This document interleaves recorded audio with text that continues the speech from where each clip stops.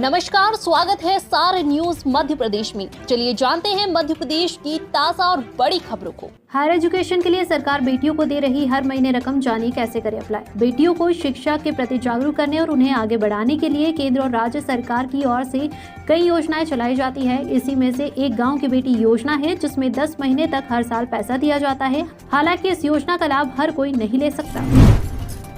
MP में कांग्रेस का बड़ा दाव, कमलनाथ बोले सत्ता बनते ही वृद्धावस्था पेंशन 1000 रुपए देंगे। मध्य प्रदेश में विधानसभा चुनाव के लिए अब 1 साल से भी कम वक्त बचा है। इसे लेकर बीजेपी और कांग्रेस दोनों ही चुनावी मोड में आ चुकी है। दोनों पार्टी के नेता कार्यकर्ता अब जनता के बीच चुनावी मुद्दे को पहुंचाने तक लगे हुए हैं। बीजेपी से शिवराज सिंह चौहान तो कांग्रेस की ओर से कांग्रेस अध्यक्ष और पूर्व सीएम कमलनाथ ने मोर्चा संभाल लिया है। कमलनाथ अपने सोशल मीडिया पर पुरानी योजना को बहाली की घोषणा कर रहे हैं और अब उन्होंने ट्वीट कर लिखा है कि मध्य प्रदेश में कांग्रेस सरकार बनते ही हम वृद्धावस्था पेंशन को बढ़ाकर 1000 रुपए महीना करेंगे। लाडली लक्ष्मी योजना का पाए लाभ, ऐसे करें आवेदन। यहाँ देखिए पूरी प्रक्रिया और महत्वपूर्ण बातें। लाडली लक्ष्मी योजना मध्य प्रदेश की शुरुआत 1 अप्रैल 2007 में की गई थी। इस योजना का मुख्य उद्देश्य लिंग अनुपात में सुधार, लोगों में बालिकाओं के प्रति सकारात्मक सोच लाना, बालिकाओं के शैक्षणिक स्तर पर स्वास्थ्य की स्थिति में सुधार लाना और उनके भविष्य को उज्जवल बनाना है। मध्य प्रदेश के मूल निवासी ही इस योजना का लाभ प्राप्त कर सकते हैं। खेल की दुनिया में एमपी का नाम रोशन करेंगे स्टूडेंट्स, मिलेगी हाई लेवल की सुविधाएं। सुभाष एक्सीलेंस स्कूल को बॉक्सिंग और रोप स्किपिंग के लिए चुना है। वहीं श्रमोदय विद्यालय में athletics, basketball, hockey, table tennis सहित अन्य खेलों की तैयारी विद्यार्थियों को कराई जाएगी।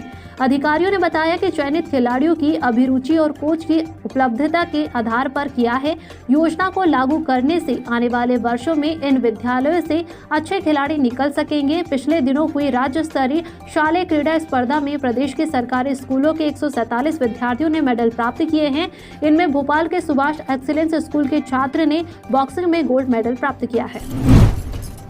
मुख्यमंत्री शिवराज सिंह चौहान आज करेंगे मध्य प्रदेश की विज्ञान प्रौद्योगिकी और नवाचार नीति का विमोचन। मुख्यमंत्री शिवराज सिंह चौहान मध्य प्रदेश की विज्ञान प्रौद्योगिकी एवं नवाचार नीति MPSTIP 2022 का विमोचन कल शाम RCPV नरोन्हा प्रशासन अकादमी के स्वर्ण जयंती सभागार में करेंगे। दिव्यांग महिला मर्डर केस में खुलासा, रुपए के लेन देन में हुआ था कत्ल।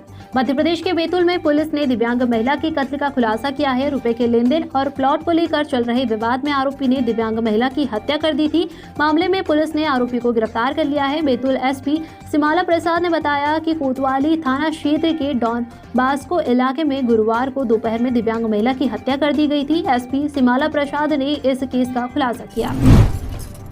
क्या गरीबी और भूखमरी का समाधान है मुफ्त राशन योजना? सबको और सदा के लिए अनिवार्य भोजन का आदर्श लक्ष्य अभी भी दूर की कौड़ी है। इस निमित्त कारगर उपाय करने की बजाय केंद्र सरकार ने 7 चरणों तक प्रधानमंत्री गरीब कल्याण अन्न योजना चलाकर गरीब परिवारों को प्रतिमाह प्रति सदस्य 5 किलो अनाज मुफ्त बांटा।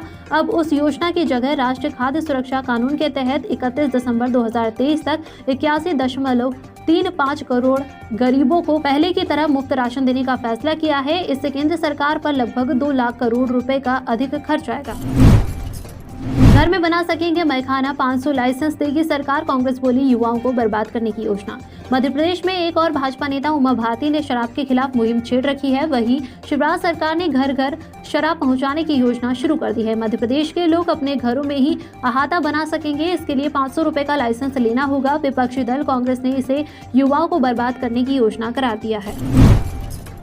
80 करोड़ को अगले साल तक मुफ्त राशन, भाजपा चुनावी राज्यों में इस योजना को बुनाएगी। इसे राजनीतिक प्रस्ताव में शामिल करेगी। केंद्रीय मंत्रिमंडल ने खाद्य सुरक्षा अधिनियम के तहत 80 करोड़ लोगों को दिया जा रहा मुफ्त राशन अगले साल तक जारी रखने का फैसला लिया है। सरकार की इस योजना को भाजपा अगले साल 9 राज्यों में होने वाले विधानसभा चुनाव में बुनाने की तैयारी कर रही है। शिवराज ने रतनपुर उद्वहन सिंचाई योजना का किया लोकार्पण। मध्य प्रदेश के मुख्यमंत्री शिवराज सिंह चौहान ने आज सीहोर जिले के रतनपुर उद्वहन सिंचाई परियोजना का लोकार्पण करते हुए कहा कि उनकी सरकार भोपाल से नहीं, गांव की चौपाल से आमजन के जीवन में बदलाव करने के लिए चल रही है। शिवराज ने रतनपुर उद्वहन सिंचाई योजना का किया लोकार्पण। मध्य प्रदेश के मुख्यमंत्री शिवराज सिंह चौहान ने आज सीहोर जिले के रतनपुर उद्वहन सिंचाई परियोजना का लोकार्पण करते हुए कहा कि उनकी सरकार भोपाल से नहीं, गांव की चौपाल से आमजन के जीवन में बदलाव करने के लिए चल रही है। वर्दीधारी पदों की भर्ती में आयु सीमा में मिलेगी 3 वर्ष की छूट। मध्य प्रदेश में वर्दीधारी पदों के लिए अभ्यर्थियों को आयु सीमा में 3 वर्ष की छूट मिलेगी। कोरोना काल में 3 साल नियमित भर्ती परीक्षाएं नहीं हुई। इसका नुकसान यह हुआ कि कई युवाओं की आयु अधिकतम सीमा से अधिक हो गई है। इसे देखते हुए सरकार ने निर्णय लिया कि दिसंबर 2023 तक अभ्यर्थियों को अधिकतम आयु सीमा में 3 वर्ष की छूट दी जाएगी। इसकी सूचना पद के प्रथम विज्ञापन में ही दी जाएगी। इस व्यवस्था के बाद 36 वर्ष तक सेवा में आने का मौका मिल जाएगा। मध्य प्रदेश में विधानसभा चुनाव से पहले कांग्रेस का फोकस गांवों की सरकार पर। मध्य प्रदेश में अगले साल होने वाले विधानसभा चुनाव से पहले 5 जनवरी को 61,000 पंच सरपंच का चुनाव कराया जाना है। कांग्रेस का ध्यान गांवों की सरकार पर है। हालांकि यह चुनाव गैर दलीय आधार पर होगा, फिर भी कांग्रेस चाहती है कि अधिक से अधिक गाँवों में कांग्रेस समर्थित पंच सरपंच चुने जाए, जिससे विधानसभा चुनाव में उसे लाभ मिल सके। पहाड़ों में आई सीधी बर्फीली हवा के कारण मध्य प्रदेश छत्तीसगढ़ में एक बार फिर मौसम ने अपना रुख बदलना शुरू कर दिया है।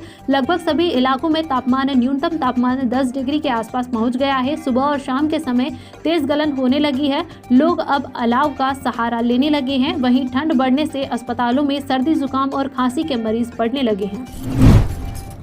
संविदा स्वास्थ्य कर्मचारियों ने मनाया काला दिन। 15 दिसंबर से हड़ताल पर है जिले के संविदा स्वास्थ्य कर्मचारी। आज दिन में काली पट्टी बांधकर किया विरोध। जिले के संविदा स्वास्थ्य कर्मचारी 15 दिसंबर से अनिश्चितकालीन हड़ताल पर है। इससे स्वास्थ्य सुविधाएं प्रभावित हो रही है। वहीं हड़ताल के 12वें दिन सोमवार दोपहर कर्मचारियों ने काली पट्टी बांधकर काले कपड़े पहनकर विरोध प्रदर्शन किया।